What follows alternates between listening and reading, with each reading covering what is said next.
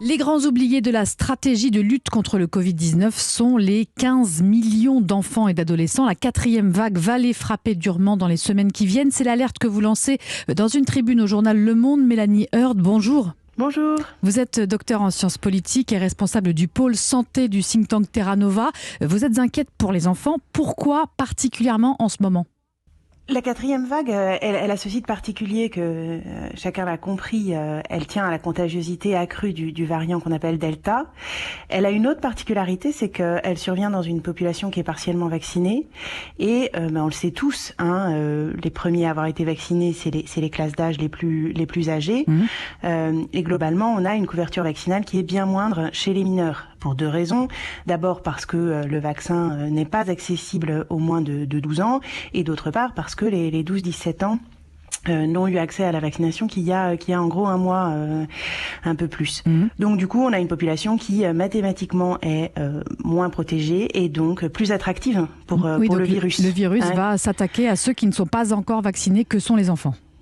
Voilà, non pas, il faut être très précis, non pas qu'il ait une appétence particulière pour les enfants, c'est pas du tout le cas, mais tout simplement, il est attiré là où il a plus de chances de pouvoir se répandre. C'est la pression naturelle qui s'exerce sur lui, fait que il va être attiré par ces populations-là.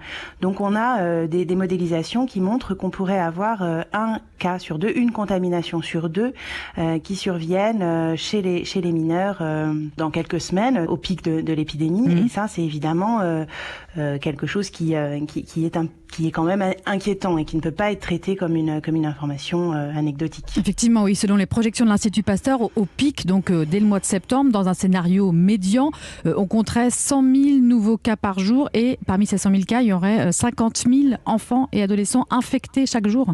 C'est ça, c'est exactement ce que les modélisateurs de l'Institut Pasteur ont prévu, ont modélisé, et ça pose quand même un certain nombre de questions. C'est-à-dire qu'on a été jusqu'à présent dans une manière de voir l'épidémie qui était surtout inquiète pour nos plus âgés, les plus vulnérables, et avec une forme de soulagement à voir qu'il y avait très peu de formes graves du Covid chez les mineurs, chez les enfants, chez les jeunes.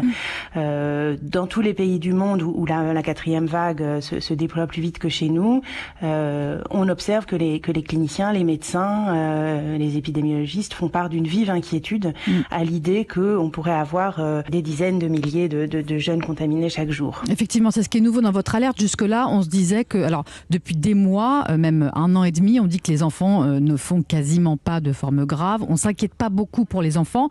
Là, effectivement, avec cette 4e vague, on voit notamment au Royaume-Uni une évolution très nette. La semaine dernière, les hospitalisations d'enfants ont fait un bond de 24%. C'est ça aussi qui vous inquiète, j'imagine, ce qui se passe dans les pays alentours et qui va forcément mathématiquement arriver chez nous. Exactement. C'est simple, c'est une question de proportion. C'est-à-dire, si vous avez une proportion très faible d'un nombre petit, ça fait très peu de gens. Mais si vous avez une proportion très faible, avec pour dénominateur des dizaines de milliers d'infections, vous êtes tout de même très inquiet. Donc effectivement, la proportion d'hospitalisation, on a en tête à peu près 100 fois moins de risques que pour un adulte chez les mineurs. Donc c'est évidemment rassurant. Il ne s'agit pas de dire le contraire, mais malgré tout, sur 50 000 contaminations chaque jour, ça fait quand même des vies bouleversées en nombre conséquent. Et puis, ça c'est pour les hospitalisations, les formes graves, mais il y a un autre sujet qui commence à être très clairement mis sur la table, qui est celui de ce qu'on appelle les Covid longs. Donc ces symptomatologies qui durent plusieurs semaines après l'infection, qu'on comprend encore pas très très bien, qui peuvent prendre la forme de fatigue chronique, de difficulté à se concentrer, de difficultés respiratoires, qu'on a bien décrites et bien reconnues chez les adultes, et que maintenant on reconnaît également chez les mineurs. On a notamment des données britanniques sur des formes de ce type chez des mineurs plusieurs semaines, voire plusieurs mois après la contamination. Alors précisément sur ce point-là, ce que vous craignez, par exemple, c'est des fatigues sur des mois qui toucheraient les enfants, des troubles de l'attention, de la concentration. C'est ça, les Covid longs chez les enfants, ce serait une sorte d'épidémie de ce type ? Exactement, c'est une épidémie de ce type qui est déjà décrite dans un certain nombre de pays. Vous avez en Angleterre, en Suisse, des consultations spécialisées Covid long pédiatriques qui sont ouvertes pour essayer d'avancer sur Sur la description de ces cas et sur leur meilleure prise en charge, c'est une inquiétude qui est vive, exprimée par les cliniciens dans ces pays-là. Et on a des chiffres qui sont un peu hésitants. C'est clair, on est encore dans une science en train de se faire. Il s'agit absolument pas d'être trop catégorique sur ce sujet, mais enfin, on tournerait entre 2 et 10% des infections pédiatriques qui pourraient donner lieu à ce type de symptômes plusieurs mois après l'infection. Donc là encore, tout est affaire de dénominateur, mais avec un dénominateur à 50 000 infections par jour, ça ferait, vous voyez, environ probablement plusieurs milliers, disons 2500, 3000 enfants qui chaque jour rentreraient dans un processus long qui affecterait leur vie quotidienne et celle de leur famille pour plusieurs semaines, plusieurs mois. Donc c'est évidemment un coût sanitaire très très lourd, préoccupants, voilà, et qui doivent motiver. Du coup, il y a une chose à faire, c'est prévenir les contaminations chez les mineurs. Alors justement, quelles mesures est-ce qu'il faut prendre, selon vous, dès maintenant pour cette rentrée, et comment vous voyez se profiler la rentrée scolaire ? Vous savez que les épidémiologistes, les modélisateurs n'aiment pas faire des projections à plusieurs semaines, plusieurs mois. Il faut rester prudent. Je crois que la règle, c'est la prévention. Ça veut dire que on anticipe un danger dont on n'est pas certain, mais on peut quand même déjà minimiser le risque qu'il survienne. Et aujourd'hui, on a deux grands groupes d'outils. On a évidemment la vaccination, mais malheureusement, elle ne concerne que les 12-17 ans. Et donc ça, c'est évidemment le premier levier à actionner. Il est clairement mis en avant aujourd'hui par le gouvernement pour cette classe d'âge. Pour les ados. Avec une forte promotion de la vaccination auprès d'eux. On a un chiffre qui est quand même positif d'une enquête Santé publique France, l'enquête Covid-PREV, donc un sondage à la fin du mois de juin qui montrait que 68% des parents d'ados étaient prêts à favoriser leur vaccination à ces ados, et on a aussi plutôt des bons chiffres du côté des ados eux-mêmes. Donc débattre de ce sujet en famille et puis passer à l'acte vite, parce que pour être protégé dans 6 semaines, c'est maintenant qu'il faut agir. Même si à l'heure où on parle, on rappelle quand même peut-être que le taux de vaccination des ados ne dépasse pas les 10% encore, donc il y a peut-être des intentions, mais pour l'instant on en est qu'à 10%, c'est assez récent. 2 doses. 2 doses, 10%, exactement, vous avez raison. Donc il faut vraiment accélérer ce mouvement. Et là-dessus, il y a un sujet de préoccupation pour un professionnel de santé publique, c'est l'équité, la justice sociale, parce qu'on sait que l'accès à la vaccination est, on dit, socialement stratifié, c'est-à-dire que on a quand même globalement moins de chances d'être vacciné si on est d'un milieu moins favorisé. C'est quelque chose qui est vrai dans toute la société, mais c'est peut-être encore plus scandaleux et ça doit motiver encore plus d'énergie pour combattre cette inégalité quand il s'agit des jeunes, des enfants, et de leur chance d'accéder à une éducation de qualité à la rentrée. Donc je crois que la problématique justice sociale doit vraiment être dans tous les esprits pour promouvoir la vaccination chez les ados. C'est impératif dès maintenant. Ça veut dire faire des campagnes d'aller vers là où les ados sont, et en particulier dans les milieux les moins favorisés. Beaucoup d'ARS le font déjà, et c'est vraiment quelque chose sur quoi on doit tous se mobiliser pour que ces ados moins favorisés aient les meilleures chances. Ça veut dire vacciner au collège et au lycée, par exemple, j'imagine, pour vous ? Et puis voilà, donc après la vaccination qui a été annoncée par le gouvernement dans tous les collèges et dans tous les lycées, c'est un signal extrêmement positif. Mais un peu tardif. Un seul parent, voilà, mais probablement un petit peu tardif, puisque c'est quand même... vacciné à la rentrée, c'est quand même du coup n'être pas bien protégé jusqu'à la Toussaint.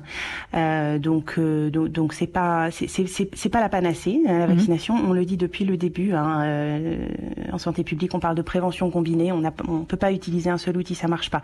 Si vous voulez lutter contre le tabagisme et que vous vous contentez d'augmenter le prix des paquets de cigarettes, ça va pas. Il faut aussi faire de la prévention, de l'information, mobiliser les médecins. C'est tout un ensemble. Et donc là, c'est pareil. On peut pas miser que sur la vaccination, certainement pas, et sûrement pas avec les ados. Donc ça veut dire développer aussi les moyens de prévention qu'on connaît, tester, tracer, isoler, on le répète depuis 18 mois, et c'est vraiment une priorité pour l'école. Donc là-dessus, les outils qu'on peut avoir dans une classe pour minimiser donc les chances de transmission, c'est le masque, et ça veut dire un effort de pédagogie renouvelé pour que les enfants remettent le masque à la rentrée vraiment bien sur le nez, sans être trop gênés par ça, mais en étant mobilisés pour le faire bien. Je crois que là, il y a un travail de sensibilisation des familles, des enfants, pour que ça reparte vraiment à la perfection avec un masque bien mis dès le jour de la rentrée. Et puis ensuite, le deuxième outil qu'on a pour prévenir les transmissions, c'est l'aération. L'aération des classes, l'aération des cantines, on en a beaucoup parlé. Toute la littérature scientifique montre que dire on ouvre les fenêtres, ça suffit pas. L'injonction ne suffit pas. Il faut doter toute la communauté éducative d'outils pour renforcer cette aération systématique. Qu'est-ce que ça veut dire aérer? Est-ce que ça veut dire ouvrir une fenêtre, deux fenêtres, la fenêtre et la porte, la fenêtre du couloir? Tout ça, c'est un vrai travail qu'il faut faire, mobiliser la communauté pour qu'elle maîtrise de façon intelligente la qualité de l'air dans la classe et éviter la transmission du Covid. C'est vraiment une mobilisation majeure. Oui, et là-dessus, on a la chance d'avoir toute une communauté d'instituteurs, d'enseignants, de scientifiques qui ont démontré l'utilité des capteurs de CO2. Plus que seulement ouvrir les fenêtres. Oui. Voilà, c'est ça. Le nouveau protocole favorise, recommande même de s'équiper de ces capteurs. Donc c'est une immense avancée. On est tous très très contents de cette avancée. Maintenant, il faut probablement accompagner cette injonction d'un effort de pédagogie auprès de la communauté éducative pour que ça se passe vraiment. Oui. Un capteur de CO2, c'est un tout petit outil qui permet de savoir la concentration en CO2 dans la classe. Or, on sait que plus il y a de CO2 dans la classe, plus il y a de chances que l'air que vous respirez a été respiré par un autre et donc que le Covid a pu lui aussi passer. Oui. En Israël, la vaccination des enfants de 5 à 11 ans à risque débute aujourd'hui. On voit que la Chine s'apprête à ouvrir la vaccination aux enfants dès 3 ans. En France, on n'en est pas encore à cette réflexion-là, mais on entend bien votre alerte. Pour vous, c'est une rentrée renforcée en gestes barrières. Tous ces gestes qu'on connaît et qu'on a peut-être un petit peu délaissés. En tout cas, les enfants sont prioritairement ciblés pour cette rentrée pour vous. Merci beaucoup, Mélanie Heard, docteur en sciences politiques. Je rappelle que vous êtes responsable du pôle santé du think tank Terra Nova. Merci d'avoir été mon invité. Merci beaucoup. Au revoir.